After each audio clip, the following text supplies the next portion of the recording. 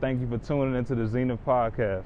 First and foremost, we need you to subscribe, like, comment, hit the notification bell so you can stay abreast on everything we got coming out.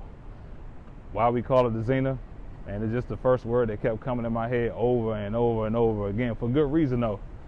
It's your highest point where you're most powerful and most successful. Man, who don't want to be that? So we're going to be bringing on some awesome guests. You get to watch this show grow from its inception to wherever God take this thing. It'll be some informative stuff, content all over. We get messy a little bit. For the most part, you're going to get some stuff that's going to enlighten you, and you're going to take some from every guest that comes in and out of this platform. Stay tuned, rock with us, and we're starting community too. We're going to call that the Zenith Club. So make sure you stay tuned for that and join that when the time comes available. Appreciate you. Pilot episode on the way.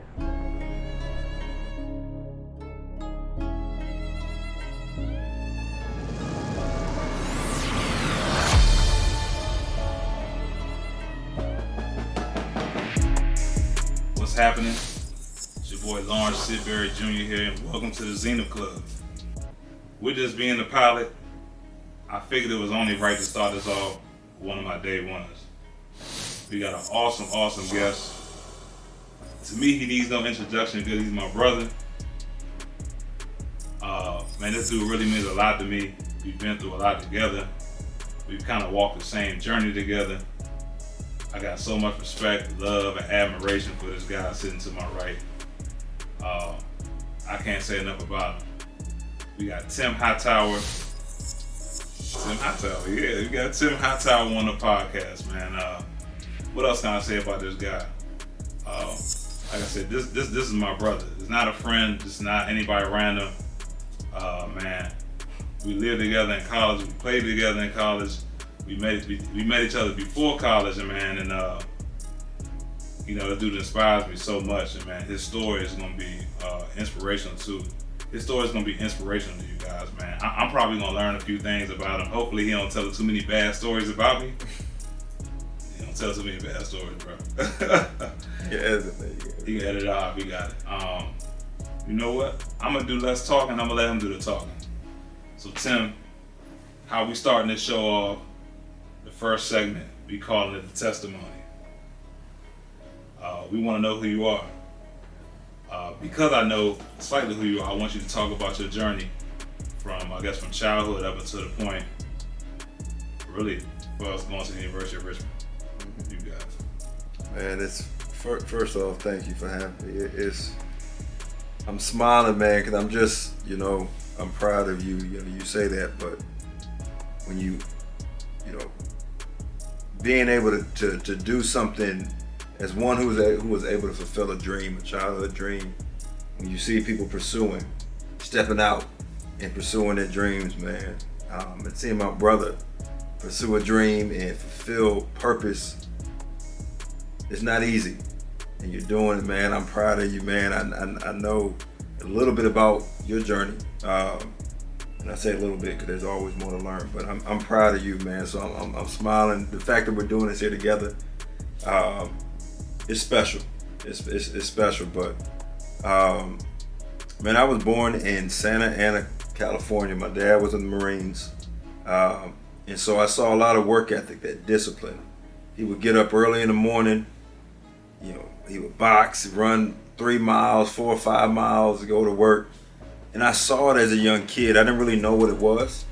But I saw his work ethic and his consistency. And, it rubbed off on me.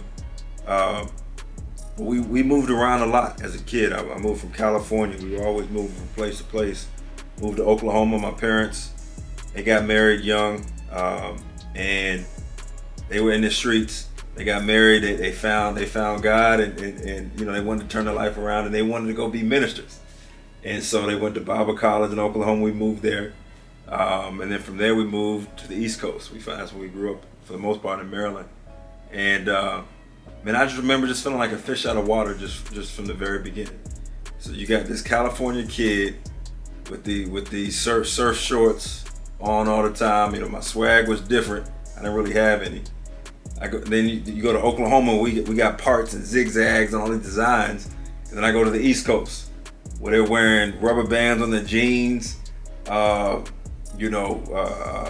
types of just different. We stuck out. We didn't fit in, and but the great neutralizer was sports. That's what I had. Sports was always, it gave us friend group. You could get your respect. I talked different. I looked different. I dressed different.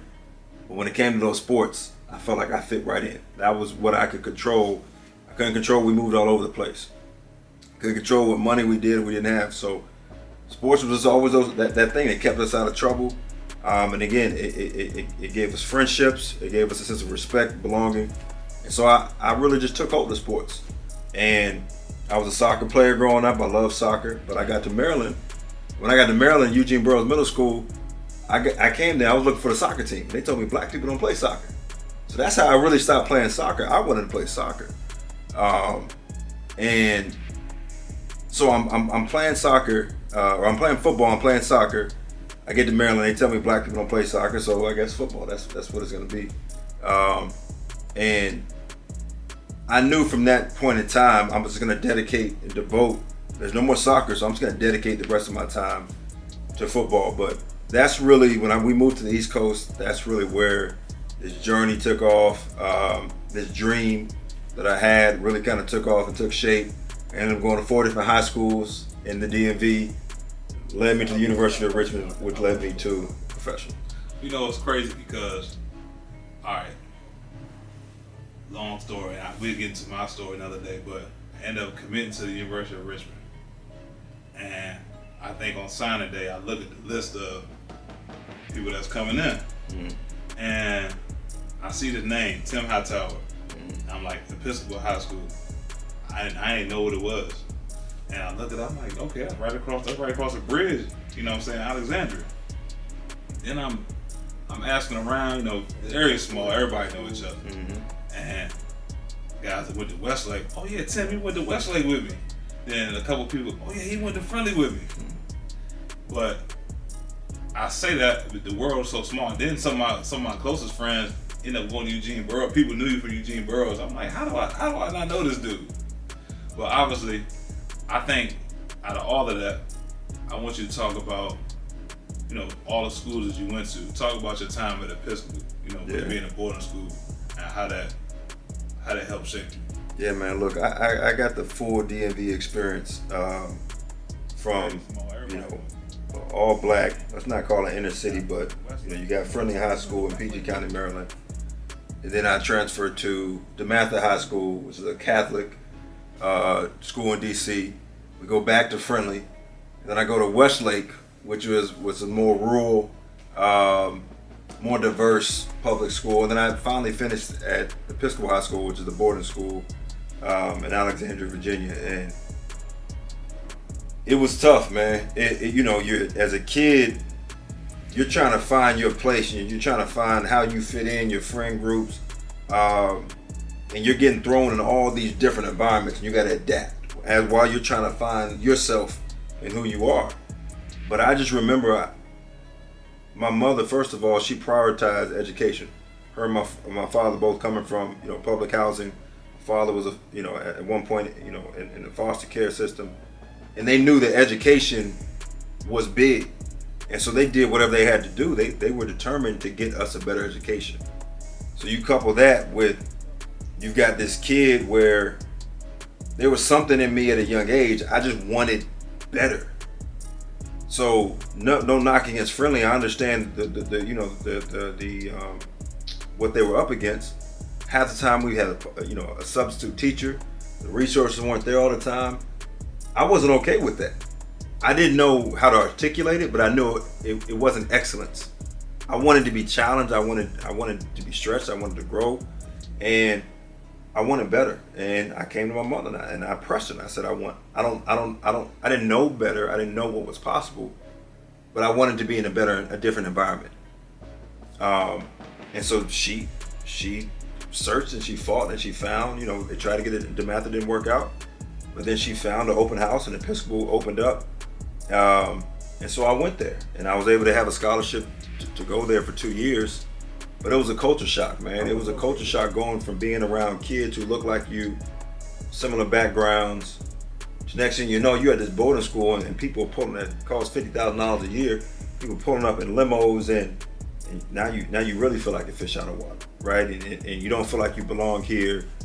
It's like I knew what I wanted, but it was at the cost of my comfort, right? And I was thrust into that in my junior year. And I remember, man, I struggled my junior year because you've got the academic rigor, the cultural and the socio-economic differences. But then you also now, when I go back home, it's not the same. Because now you don't fit in back home because you're this kid who left this environment and you think you're better than everybody. But then you don't fit in here at this school because you don't come from, talk like, make the same kind of money. So I remember, man, football was really in those times in myself, who I was as an individual in football. That's when my growth really took place because I didn't have any friendships, and I really had to find out who was I going to be and what was I going to hang my hat on to define what the rest of my life was going to look like. It's crazy you say that because, smarter individual as I was, I didn't really I used to always hear you talk about going to Episcopal, but it wasn't until your wedding, bro, when you got married at the school, and that was my first time ever going there. Like, I had driven past there a bunch of times, just being in the area, driving past there, and never went inside the gate. But it wasn't until when you got married at the school, and I was like, bro, this is really different because, I went to Oxon Hill. Oxon Hill was more along the lines of friendly. It's a whole different world, man. Yeah. You see that, and what that school showed me. Man, people say there's levels to this life. There's levels to this thing. Yeah, bro. It is. Man, the conversation that these kids would have in class, the experience that they had, the clothes that they wore, I didn't even know this kind of lifestyle was possible. I knew I wanted it. Something in me wanted it, but I had never seen people live the way these people lived and just so casually. 15 minutes across the bridge. But 15 minutes in this gated community in Alexandria in Virginia, it was a whole different lifestyle. I get it. So actually, check this out. So now that I'm actually sitting and thinking about it, you were probably actually more comfortable being at Richmond than I was. You know how much I struggled when I first got there. It definitely was a college preparatory school, and it prepared me for the next level. Do you remember? Yeah. You remember the first couple weeks, me sitting outside of Freeman on that bench, and you and Crone had to talk me into staying at that school. You don't even remember that. I used to sit. You don't. But I'm not surprised. It's been a while ago. Sitting outside because my school was like friendly. So me coming to Richmond was a total opposite. Like what you experienced for them 2 years. Where I used to sit on the bench outside of the dorm. I remember with my hands on my head, like, bro, what did I get myself into?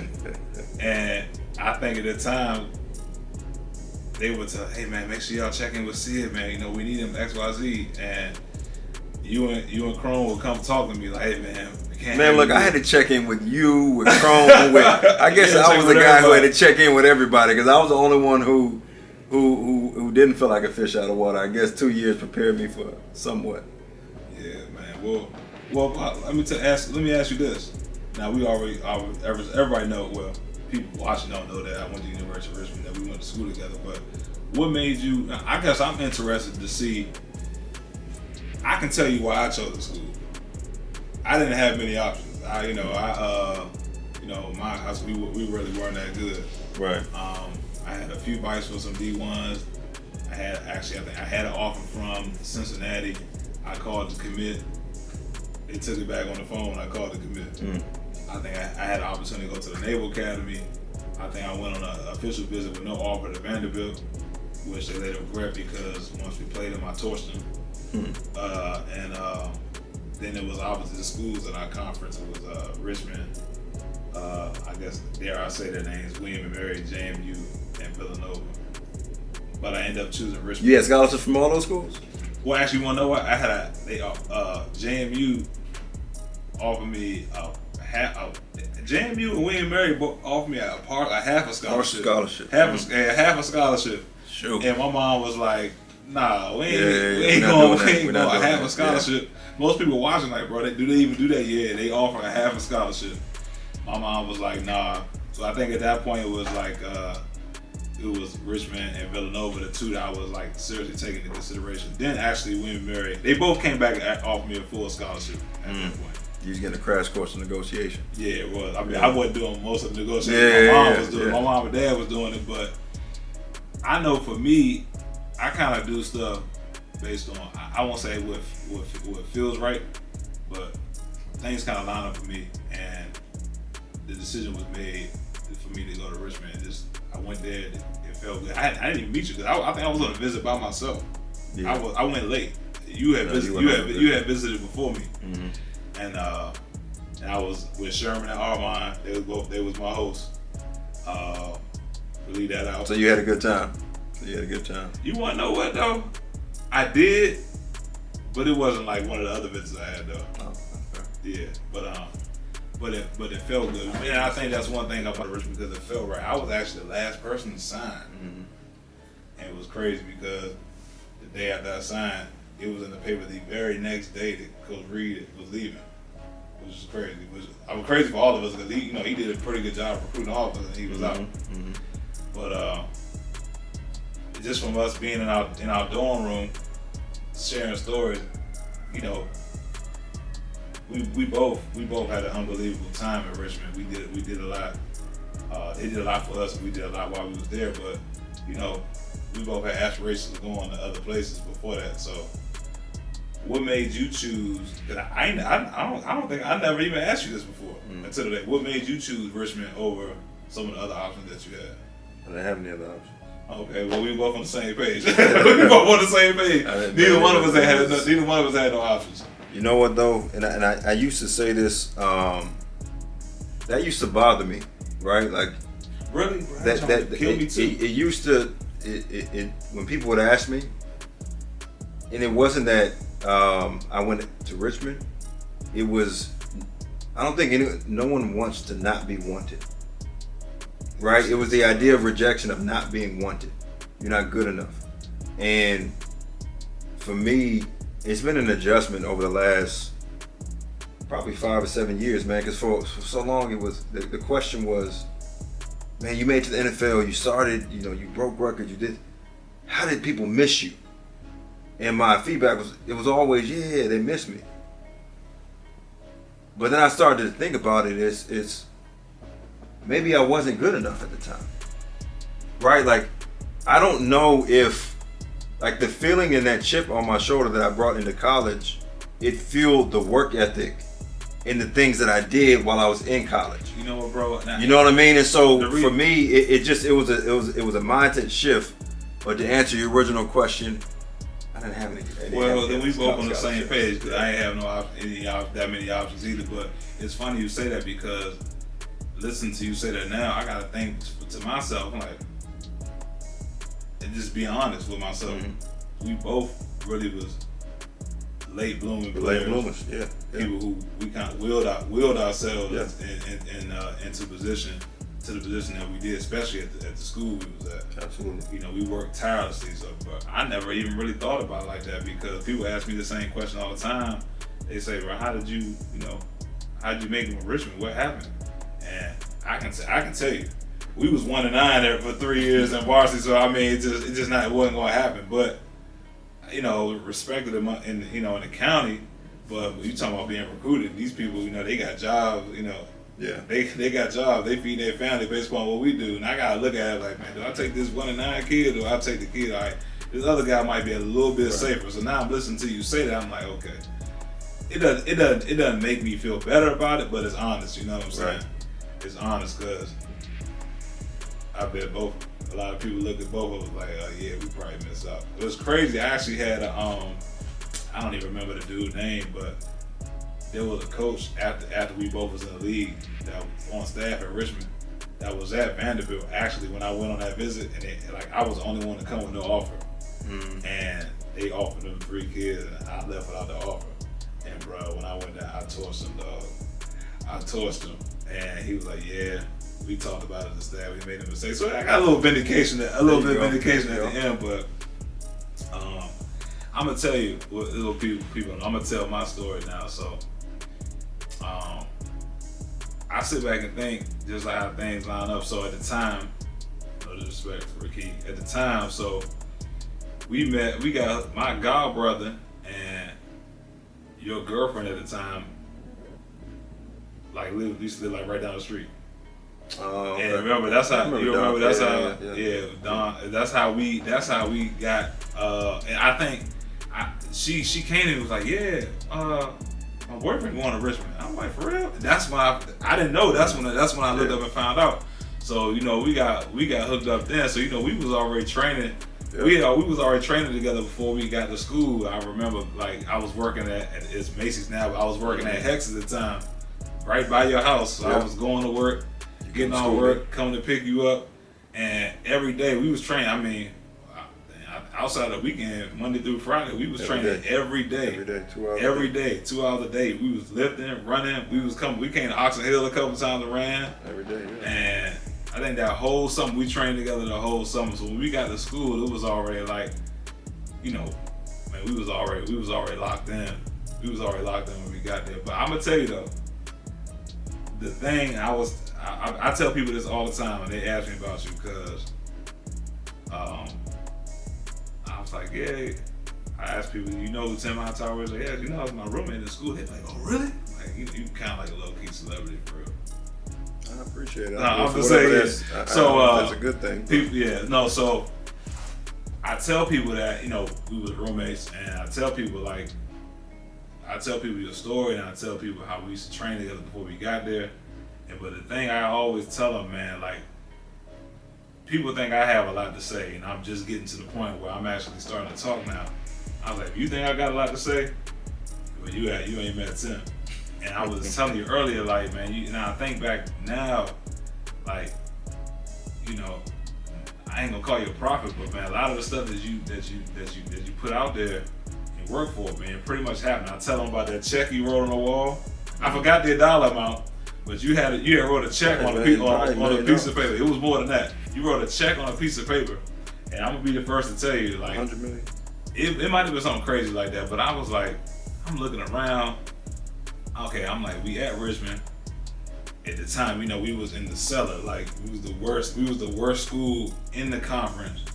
I'm like thinking to myself, and I mean, I got the work ethic, but at the time, like, or just making it to the league from Richmond didn't seem feasible. You know what I'm saying? Yeah. I knew I was gonna make the best of that experience, but I wasn't like you when I first got to school. I wasn't thinking going to the NFL. I was thinking, hey, look, I'm gonna get this computer science degree. My parents ain't gotta pay for school. I'm gonna work as hard as I can. I'm gonna enjoy this time. But I definitely wasn't thinking NFL. You was thinking that like from day one. Man, let me tell you something. I appreciate that.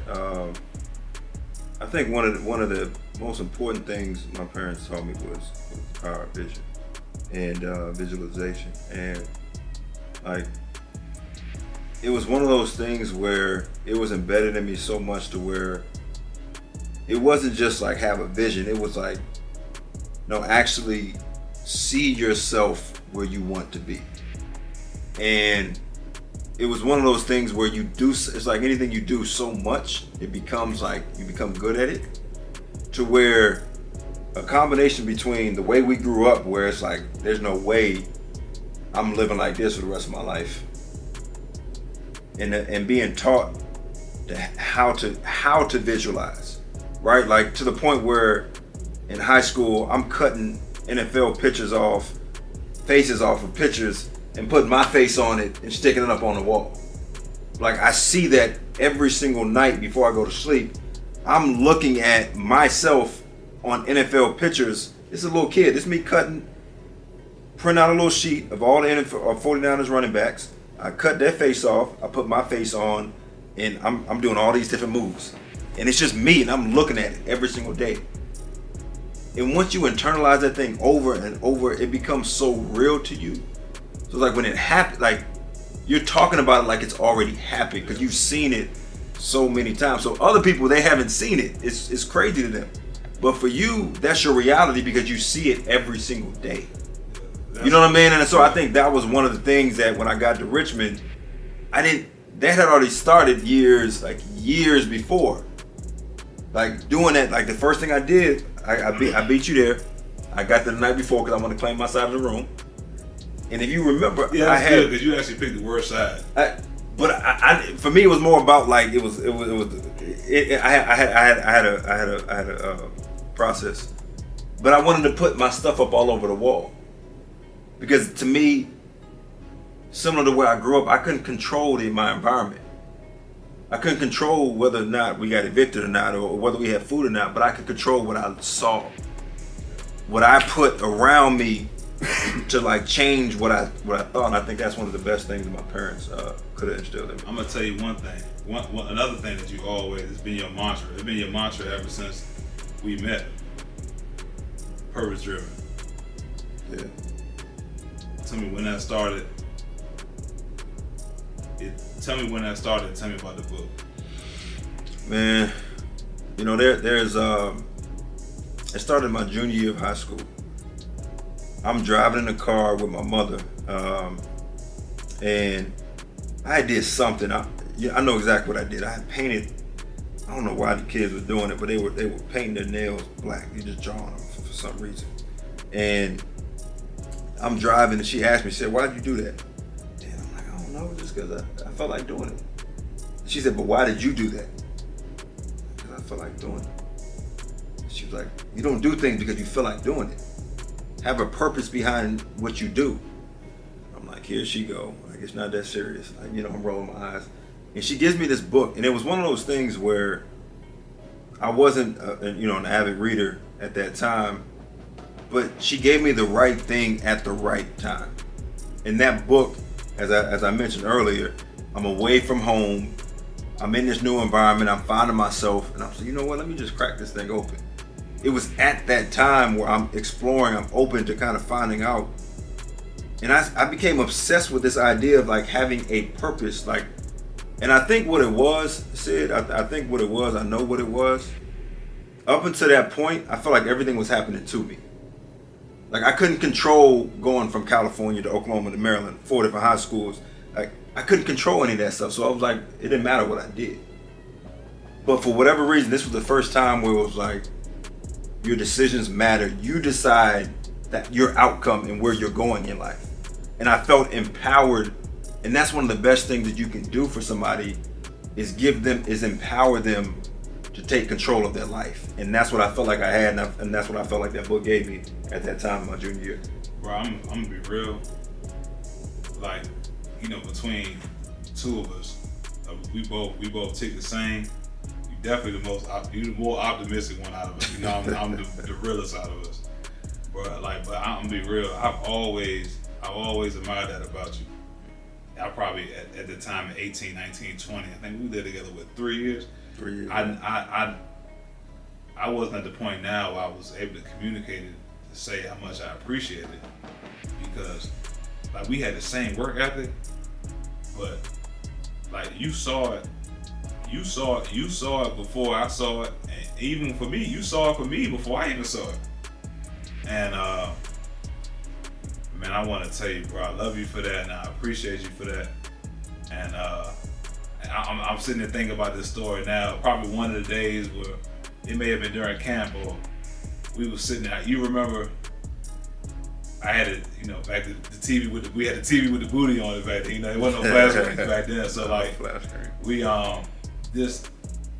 with both of us being from Maryland, I think like I actually wanted to go to Maryland, and I know you wanted to go. It was UNC first and Virginia Tech. And this ACC special used to come on in the middle of the night. Mm-hmm. This ACC special used to come on. We see dudes that we went to school with that we knew it like deep down that we were better than, and eventually we end up going further than those guys. And I sit there and think about, I think one night we were sitting there watching it, and I think it was Maryland on this night, and I'm skipping forward because people, they look at when we came in, and I was just looking at the impact that we had on the program at our school.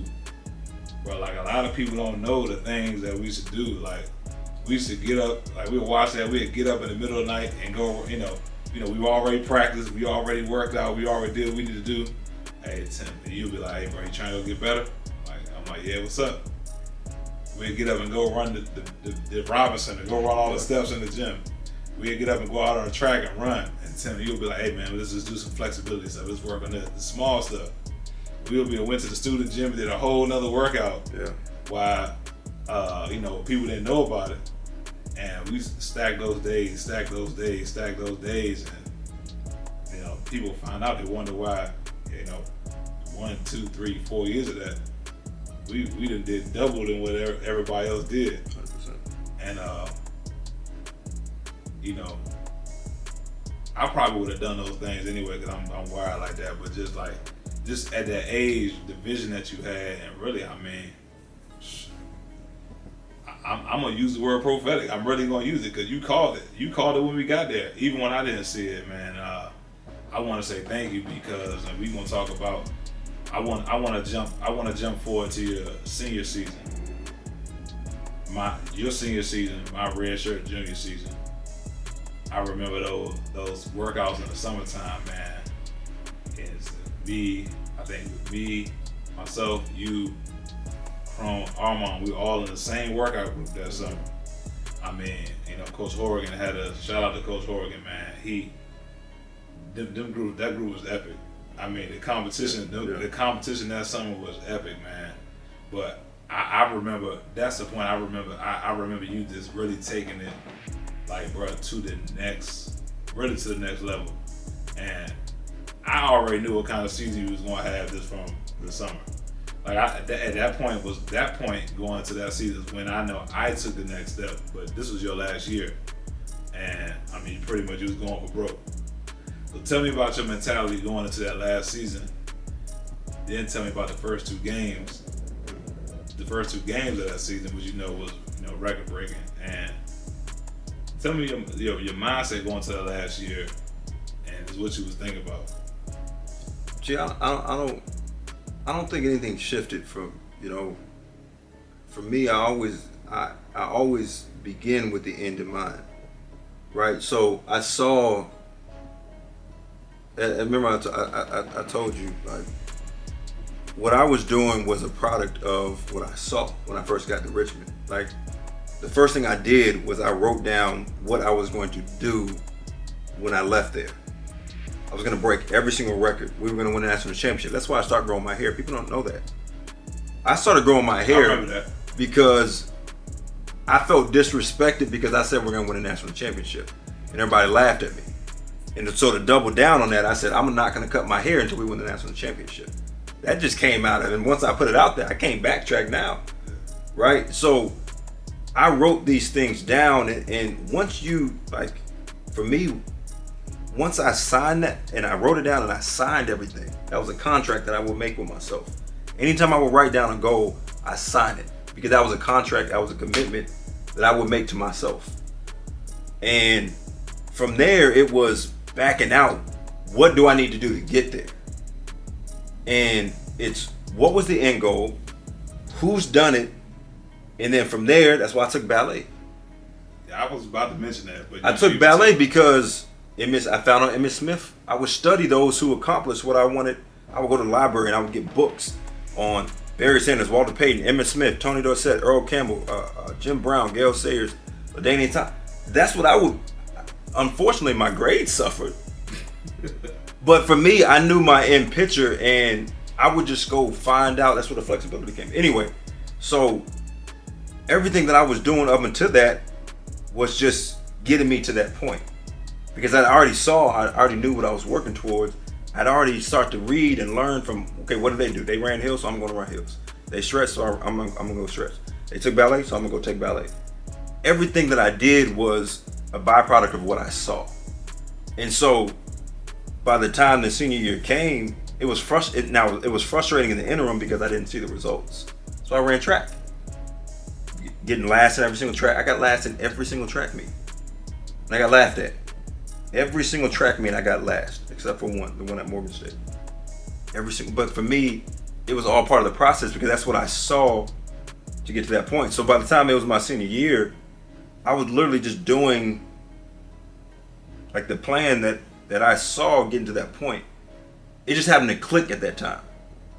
Where most people saw that they saw the shift, but they didn't see the 3 years prior to. You know what I'm saying? They saw the first year, what I wrote down, and then they saw the end picture, but they really weren't paying attention anywhere in between because I wasn't making any noise. I wasn't flashing.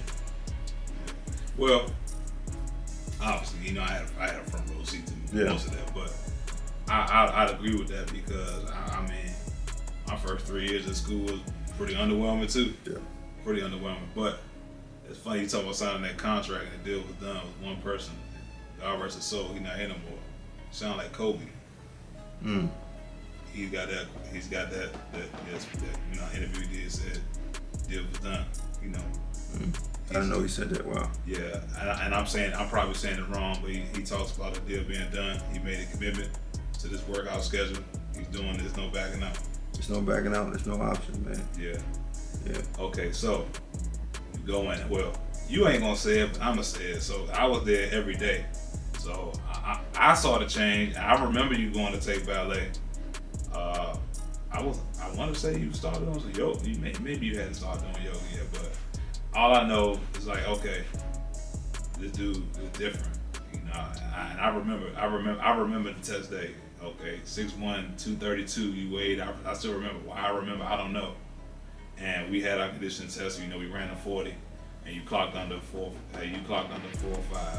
You was in a 4.4. I was like, bro, I'm thinking to myself, he about to go off. But it was good for me though, because you know, I was pretty swift for this. But see, let me see. I was pissed off at that though. So it's interesting the fact that sometimes we judge ourselves. My goal was 4.3, was 4.38. Jay DeMayo, the strength coach, told me my freshman year. I wrote down. I came into college slow. I was considered a fullback. I was not a running back. Coach Clausen wanted to move me to fullback because I didn't have that next gear. Yeah. And so as a result of that, I told Jay, he laughed at me. I told him I'm gonna run a 4.3 before I leave here. He laughed at me, he said it's impossible. You run a 4.9 right now. So what did I do? I got pissed off. I wrote it in red, right? If you want to remember something, if you want something to stand out, you write it in red. It's red. I wrote it in red. He still has it. It's framed if you go back to his desk to this day. I wrote it in red. I signed it and I gave it to him and I said, keep it before I leave here. I said, keep it. I put it on his desk. I didn't say anything to him. I walked and I slid on his desk. Man, so I mean, I was faster than you when we got. You were faster than me. So that's the thing about it though, that people don't realize that. So that day when I ran that 4.4, I was pissed off because I wanted to run a 4.3. To me, the goal was not. It wasn't finished yet. You know what I'm saying? So it's just perspective. Well, man, that's crazy. See, I'm learning more about this guy. Hey, I lived with a guy for 3 years, been friends with him half my life, and I'm learning more today than I ever knew. But I will say, I think even though we didn't get tested, I know watching your time in the league, I think you did. You ended up getting a lot faster though. Just watching it, I saw you from the beginning, but it came from at that point you saw slimming down. Yeah. I can tell because I knew you, and I saw the way you moved, I saw the way you cut, and I'm like, yeah, he's a lot more flexible now. Yeah. I can tell he was taking weight. I mean, you always took care of your body weight. So much better care of your body. It was evident in your game. And at that time, I started to see you start to separate from folks, some people. Which you didn't. I mean, yeah, we separate. You separate from people at Richmond, but once I was like, dang, Timmy, he pulling away from people now. I knew it was different. All right, senior season. Okay, I'm gonna throw it out there. First game was 290 what? No, not first game. The first game we played Duke. Duke. Okay. We beat Duke. It was the second game. Let me tell you what happened. We played Northeastern. That's what it was. So this is what happened. So Armand Shields went down. The game I started off a little bit slow. And this is you talk about the importance. You talk about the group that we had and how tight we were as a group. We all had NFL. A few of us had NFL aspirations. You, myself, Armand. We worked together all summer, and Armand was one that I made a commitment with him. Him and I had a pact. I'll never forget it. They threw a smoke screen to him. Something happened. He reversed field a few times, and he landed on his knee. They pushed him out of bounds on his knee, and he limped. The next play, he didn't even finish the play. He was on the sideline. I'll never forget it. I saw him with I'll never forget it. It was hot that day. He got a towel over his head. This is Northeastern, right? Northeastern. It was hot that day. He's got a towel over his head. I remember that. And he's crying. Something's not right. It was at that point, and this taught me a valuable lesson that I still take with me to this day. Something in me went off. It was at that point. It was bigger than me. Up until that point, it was all about me. I had to get to the NFL. When I saw him no longer able to do it, something inside of me said, I got to do this for me and for him. Like, I got to get double. I got to get it for him. And I went on a tear that day, but it taught me I have to have a vision bigger than myself. Like, the power of having a vision bigger than yourself, I experienced it that day with Armand Shields. In every single game, I determined to do whatever I wanted double for him that season. Like, it was a different type of resolve and a focus that season and for the rest of those games. I can speak to that because I know you went up. Yeah, you went for almost 300 that second game. You went for almost 300 again. Was that Bucknell? You went for 2. I'm sure you know, but I know you was almost 300 again. And I know you pretty much carried us the entire season, even to the playoffs with a knee brace on your leg. And I think we ran out of luck against Absolutely. Yeah, they embarrassed us, and I felt bad because I was hurt. And I felt like I had let because I was starting to come into my own. And I felt like, at that point, I felt like I had let everybody down. And man, they destroyed us, bro. That's how close we were, though, man. Like, you guys taught me so much about life, about business, about family. Because the feeling I felt for you, for him, for Armand, for the feeling that you felt, like there was a sense of responsibility that we felt for each other. Yeah. It wasn't we played for each other. We played for each other, man. We pushed each other so hard that I felt like I couldn't let you guys down, man. And it was bigger than just my NFL aspirations.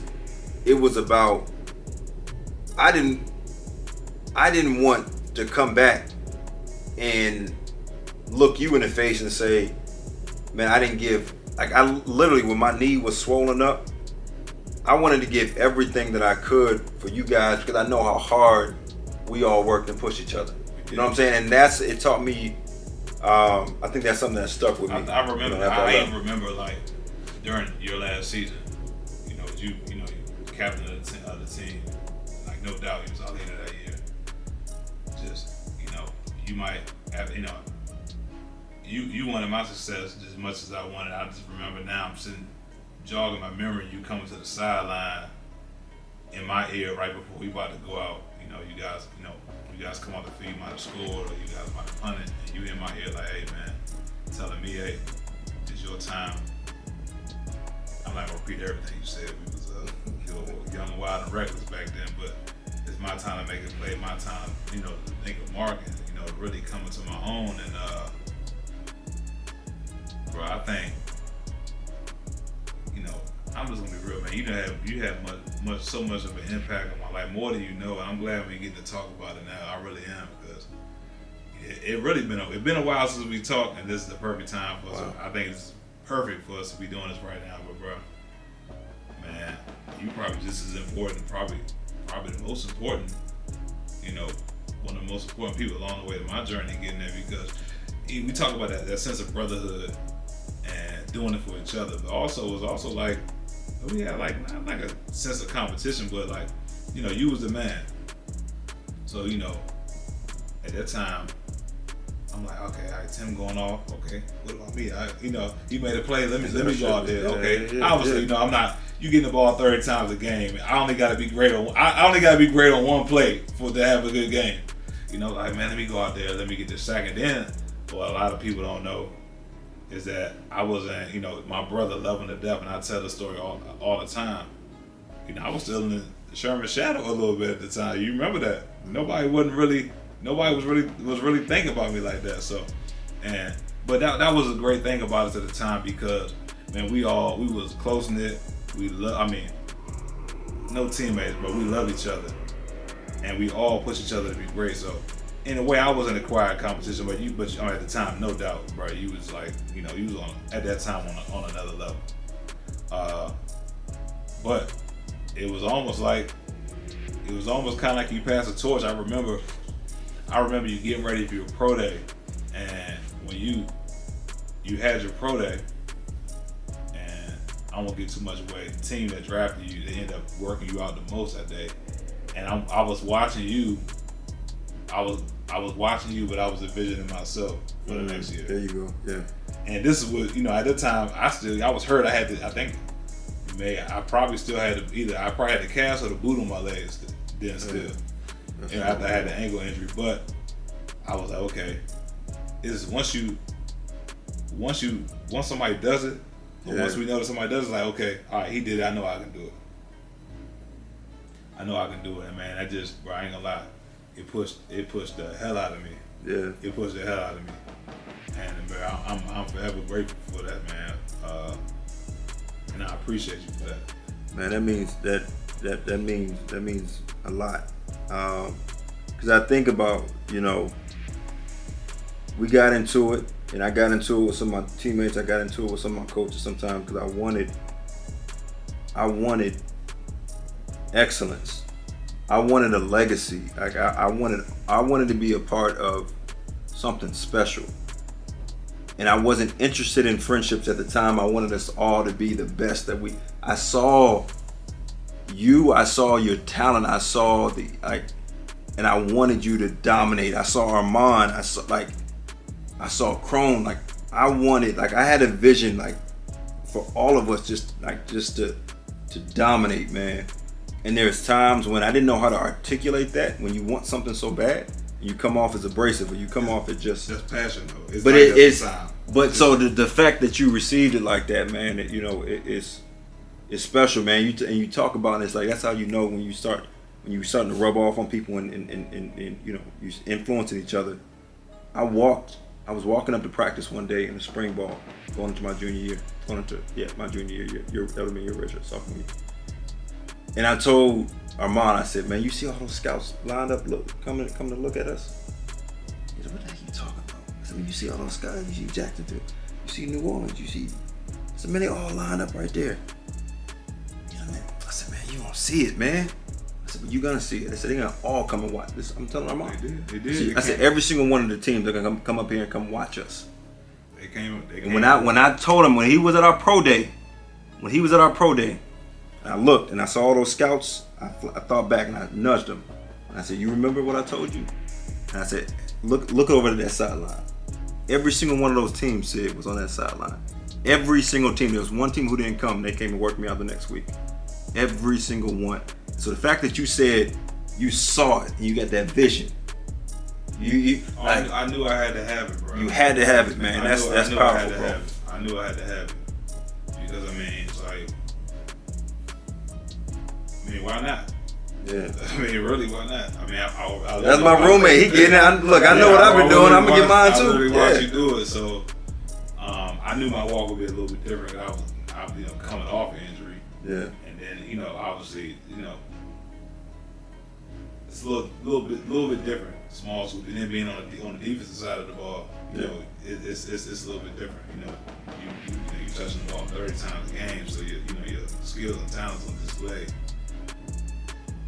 Every time you get it, being dynamic. It was a little bit different, but I still loved it though. It was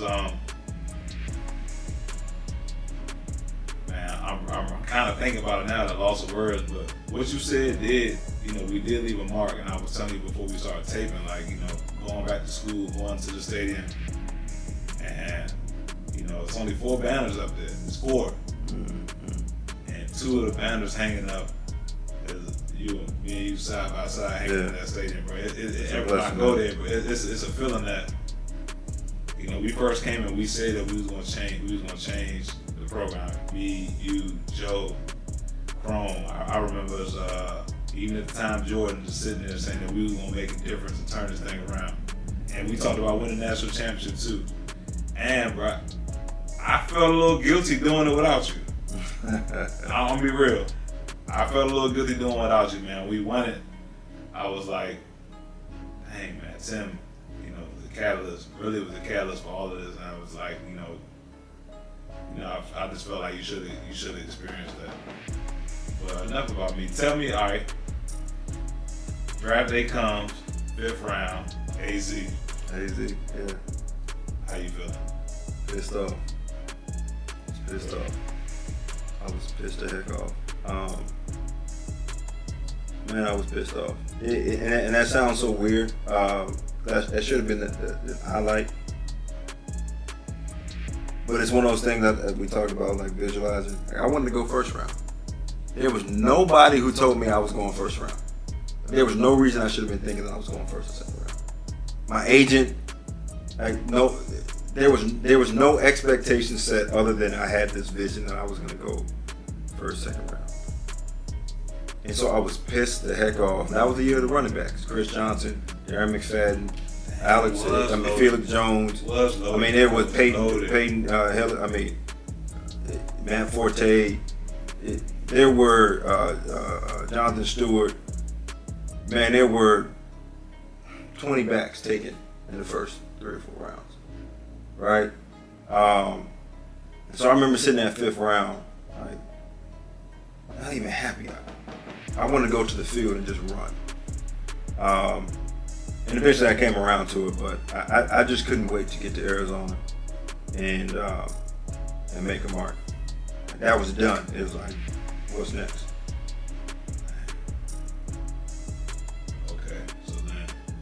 You get to AZ. Of course, I know once you land, I know you were tireless work. I already knew what was going to happen. But you get there and you told me about this guy. He just recently got inducted to the Hall of Fame, Edgerrin James. He's there coming from Indianapolis on the tail end of his career. Still got ability. And by the end of the season, before the season ends. I remember. I want to say it was on. It might have been on ESPN or something like that. But they tell you that you moved into the starting lineup. But, and I want to ask you how that was, because I learned a lot about him through you. It's him. He got the goals in. He got the hair. Not really.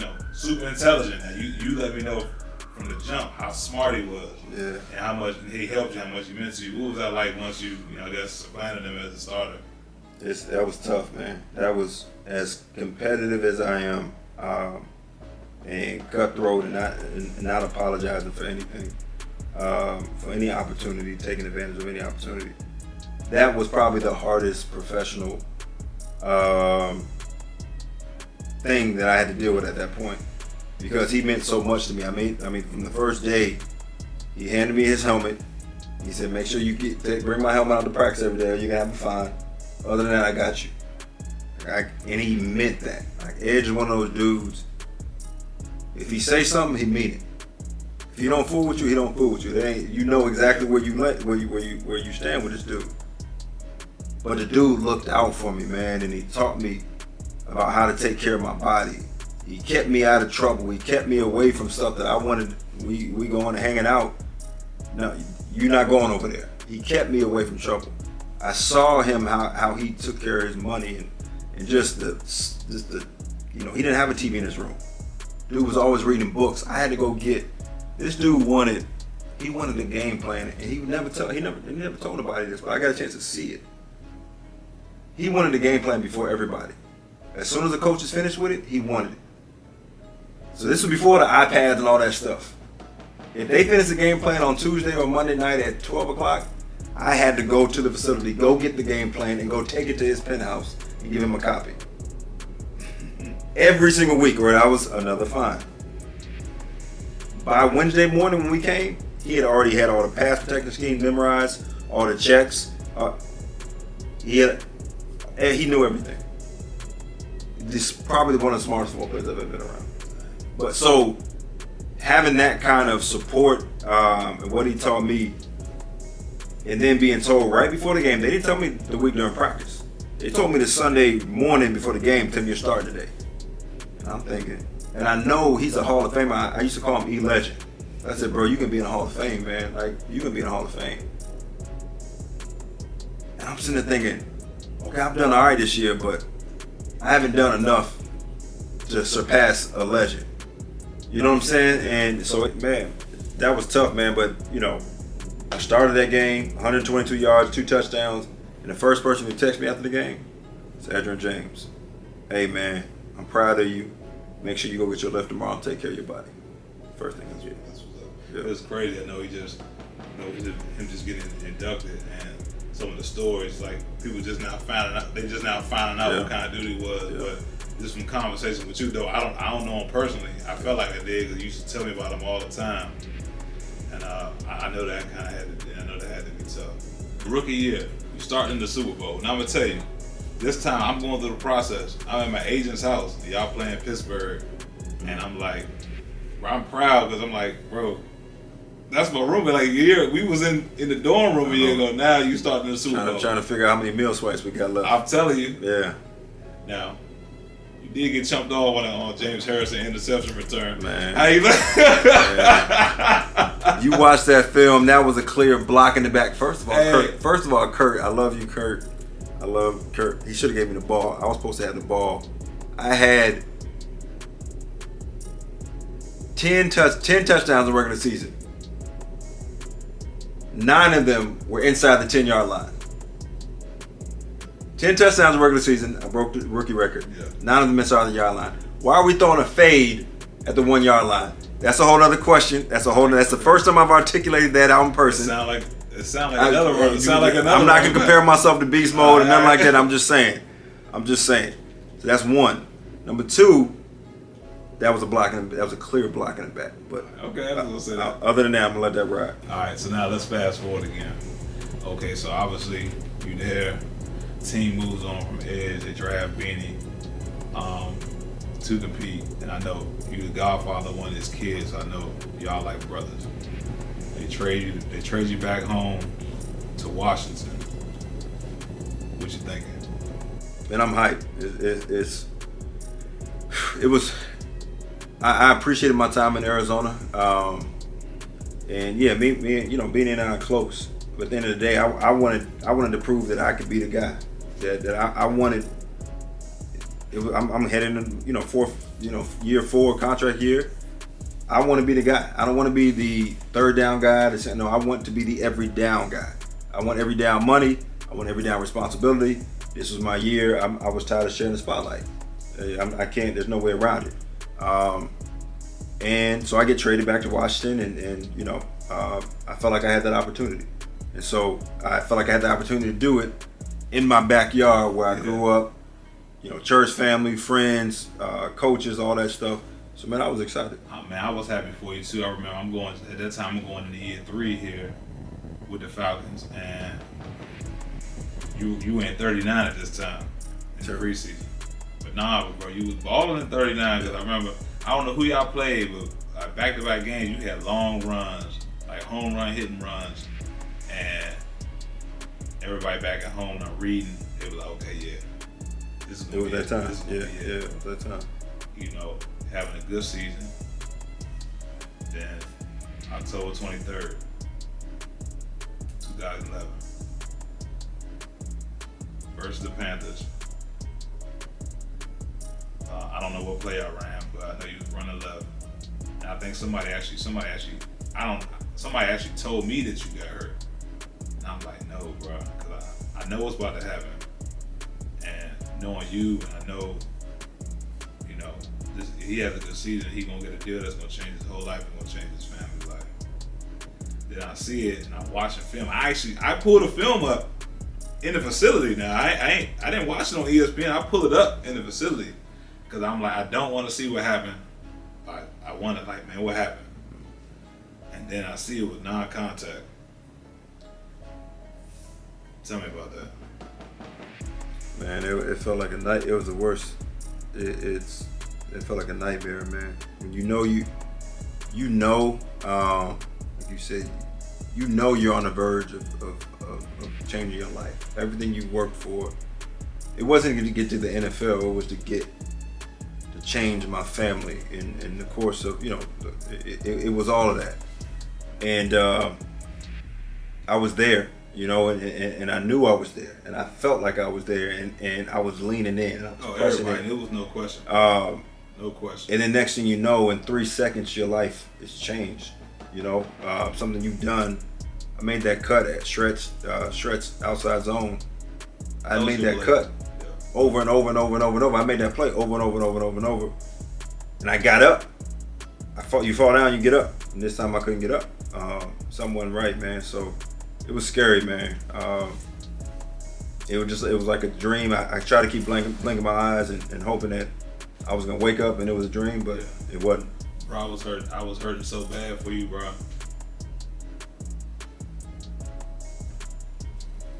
It was almost like I got hurt.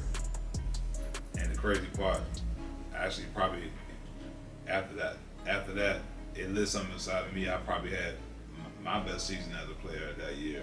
And again, that theme, me picking up for my brother, you know, playing for you even though I know what you was going through. And I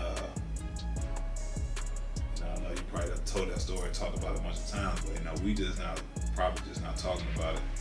And then what ensues, obviously, you know, you had the surgery.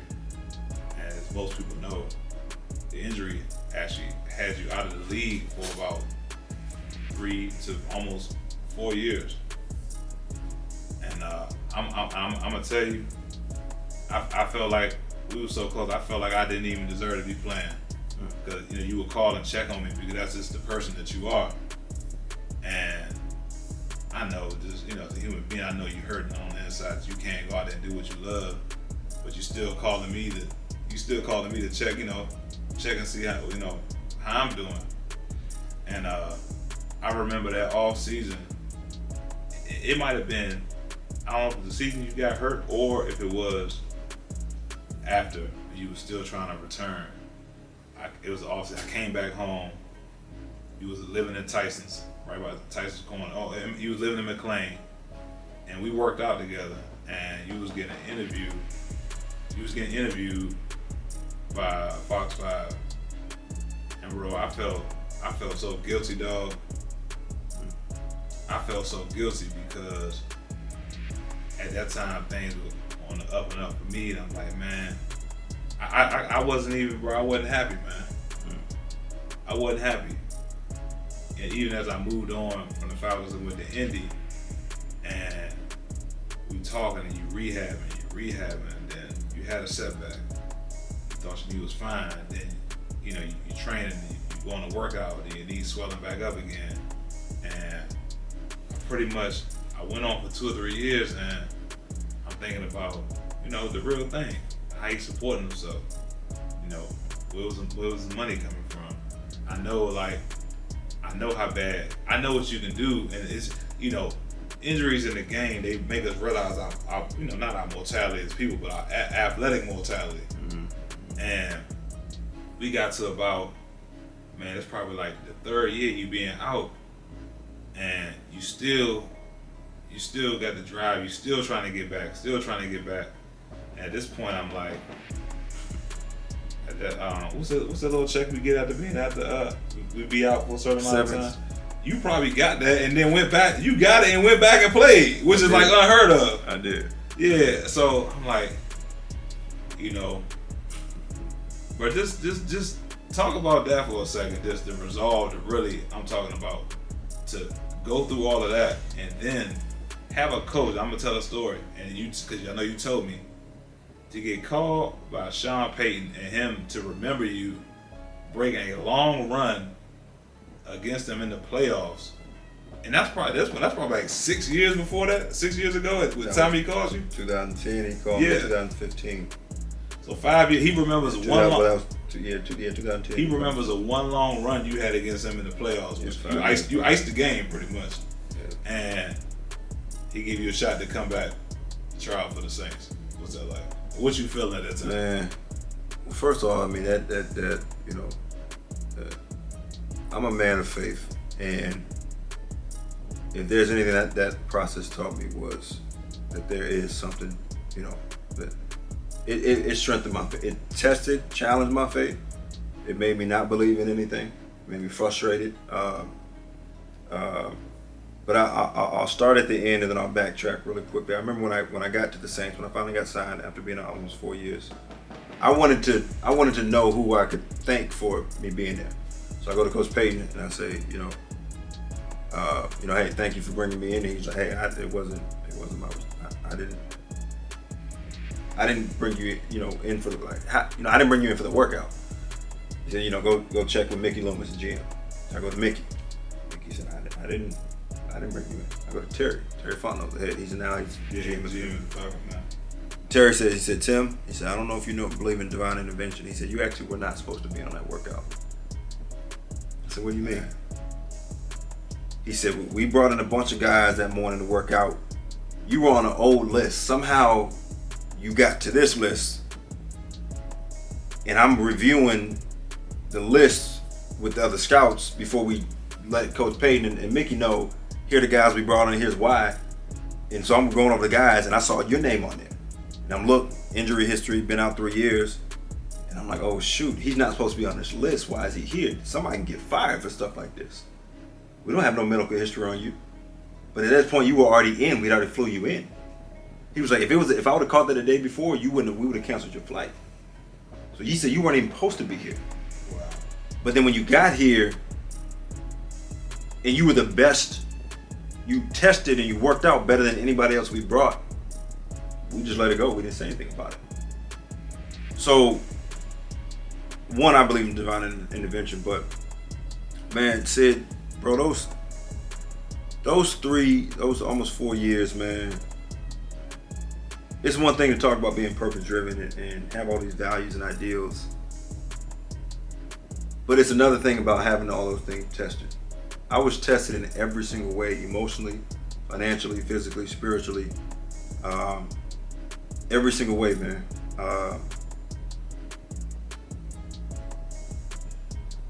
I quit 10 times in my mind. But it's one of those things, man, where, my favorite quote is, you are what you repeatedly do. Excellence is not an act, it's a habit. And the habit that I went back to was the same thing that I did when I was a young kid. Where when I got hurt and I was tears in my eyes and sitting in a hospital bed, I told Rakee, I just got married.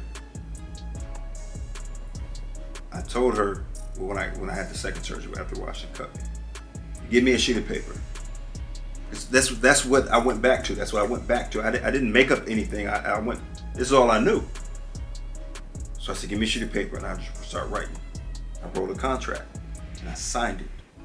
So remember, once I signed something, it's like second nature. That's done. I'm going to get back. At this point, I had committed to it. She looks at me and she says, look, I'm with you. If you're going to commit to this, I'm willing to do whatever we got to do. So if it's moving, downsizing our home,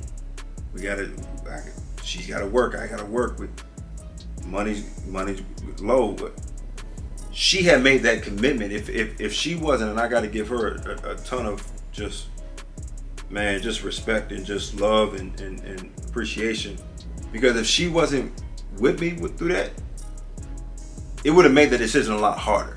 Like I would have, at some point, it had to be either me or her. You know what I'm saying? Like, cause, but she never made me make that decision. She was always with me. But bro, it was the hardest thing that I ever had to deal with, man. Cause now I grew up moving all over the place, getting evicted, didn't have financial resources, and I worked my whole life so that my family wouldn't have to go through that. But here I am now, starting a family with no job, moving all around, and I'm thinking, oh man, no. Like, no. I did everything I was supposed to do so we wouldn't have to do this. So how did I get back here? And so it was messing with me, man. But it was that contract that I signed, and it was those people who, yourself, Key, my pastor, my godmother, who surrounded me, man, and they kept me lifted. They kept me lifted, man, in those times where I wanted to just quit. I just would close my eyes and just think about, man, one day, in the same way, that vision, I would just close my eyes. I remember, I'll never forget, there was a day in the hospital, and there's two things, and I'll tell you these two stories, and I'll shut this off. That to me really defined that period. I'm sitting in the hospital one day, and doctor comes in, not good. Again, this is after the 4th surgery. And I had my cleats in there, and I just put my cleats on. I just closed my eyes. I'm sitting in the hospital bed with cleats on, and I'm just closing my eyes, and I'm picturing myself walking through the tunnel. And I'm feeling it. Like, I'm not just visualizing. At that point, I'm feeling it. I'm hearing the crowd. I'm feeling it. I'm going through cuts in my mind. Like, I sat there probably for 45 minutes, and I would do that every single day. I feel it. I feel that cut. I call the play. I break. I just go through it over and over, because I had to. That was my escape. In the same way as a kid, that visualization was my escape, because I come home to eviction notice. So what did I do? I went in my mind and I visualized.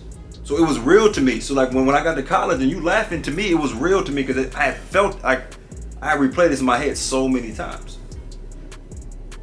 The second thing, I'm driving in the car one day, leaving a doctor, yet another doctor.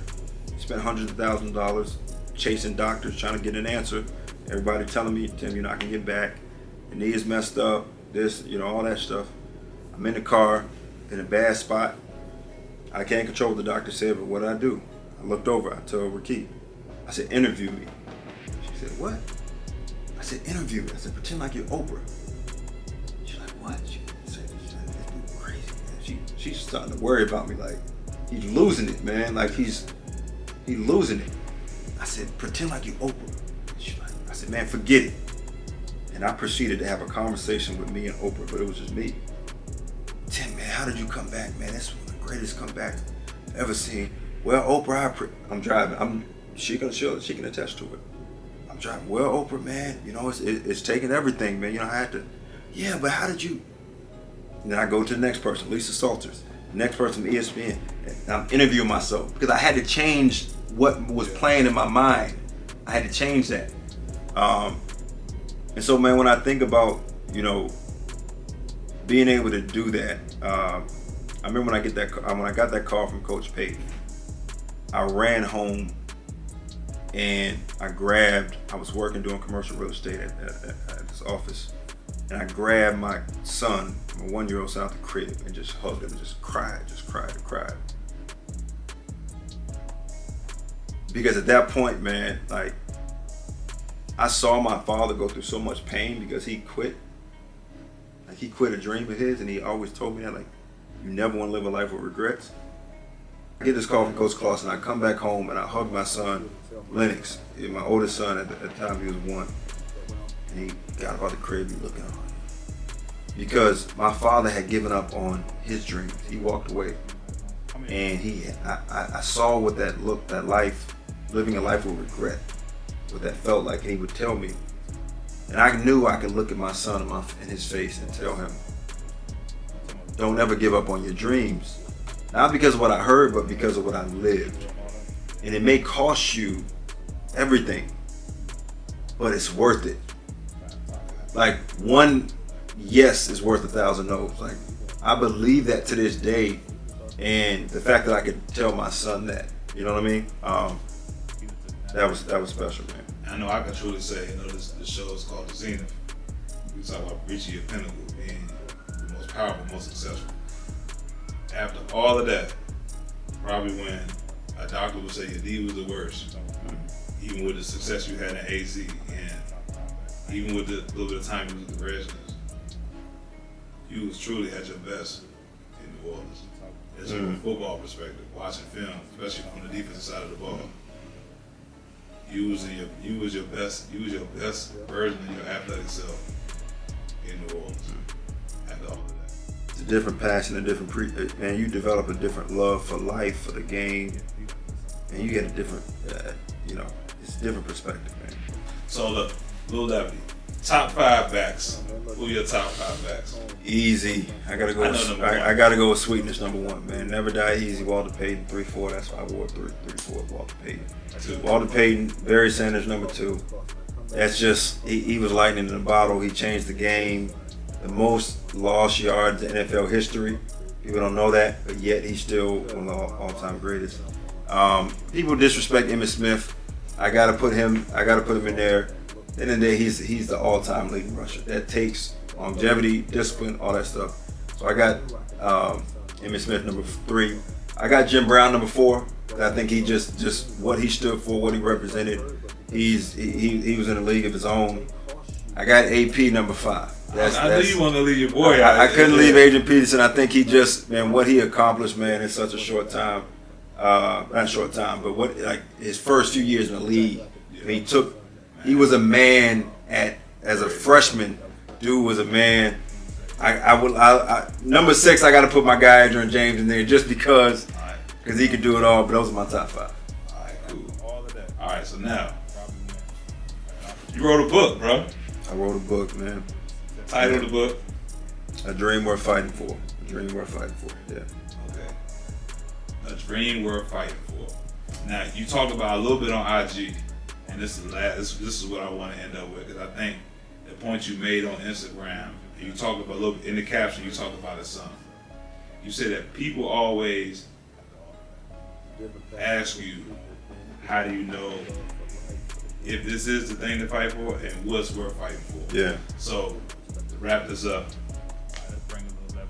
for you,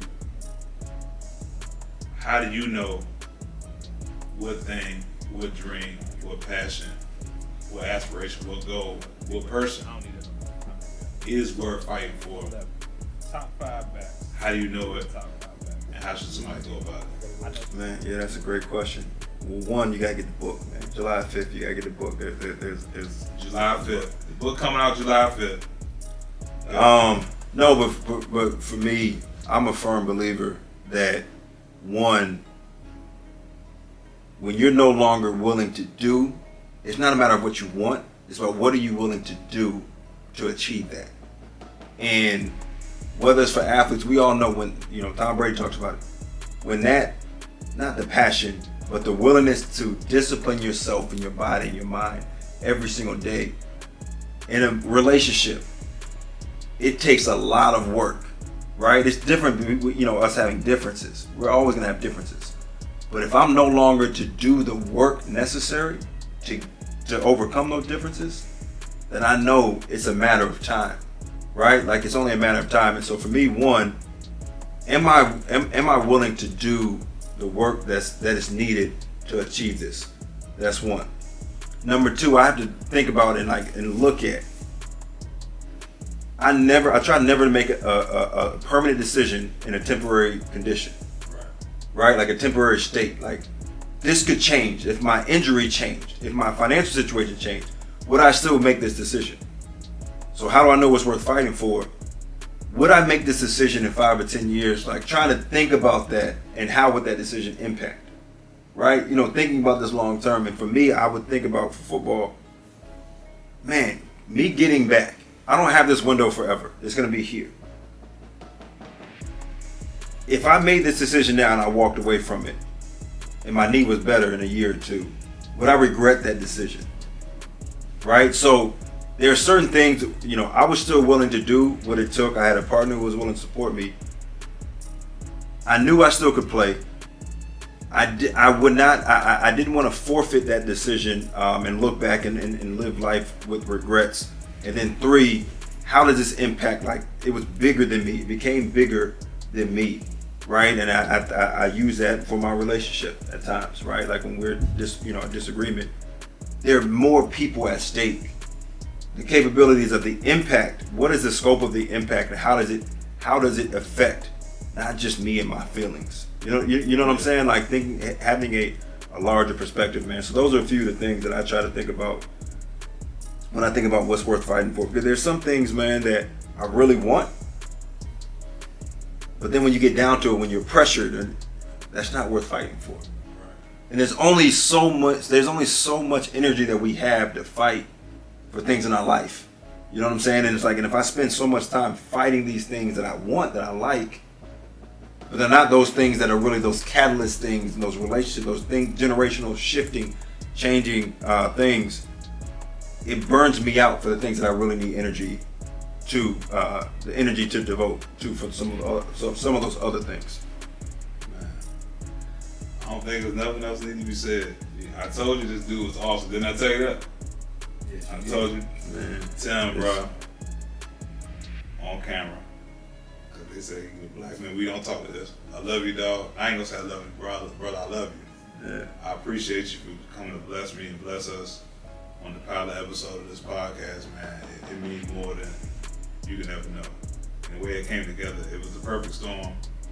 But even we taping late, and bro, just to sit here and do this for me, bro, I know this it's a labor of love, bro. I'm forever grateful. I appreciate it, bro.